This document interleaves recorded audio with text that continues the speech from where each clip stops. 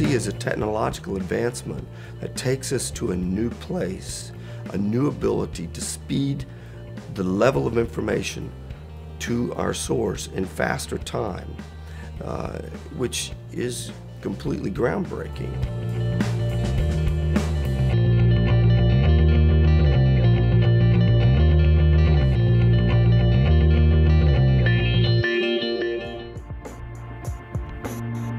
The ability to send images directly from location without having to go back to a computer and import your images, ingest them, and send them out somewhere or edit it right there in the field is an enormous step forward.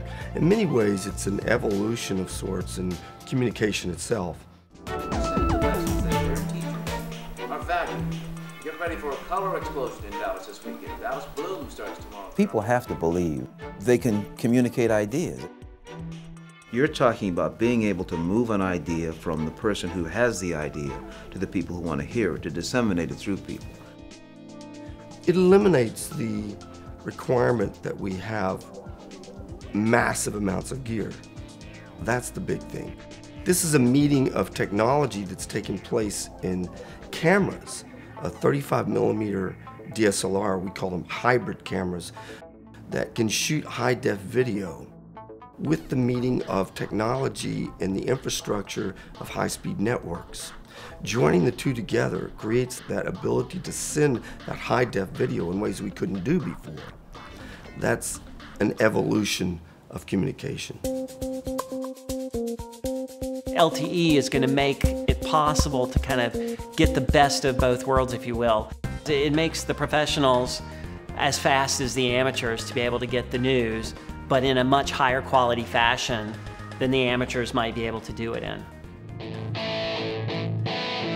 If you're shooting a house fire in the morning, excellence is shooting it and getting up on the web before the fire department puts the fire out. So if you could get the same kind of real-time turnaround off a DSLR as you can off an iPhone, that'd be terrific. The louder the protesters get, I'm sure the louder the motorcycles rev, which is, of course, every motorcycle rider. The moment I can get one person there with one piece of equipment, the world is there. So anytime you can use the technology to provide the information, I think it's dynamite. Even television stations have struggled with that when they take their live sat trucks out. That's an enormous operation. They also have narrow windows of ability to do that when they're sending information. Now you can do it from pretty much anywhere, even a minor event, and get that information out there quickly.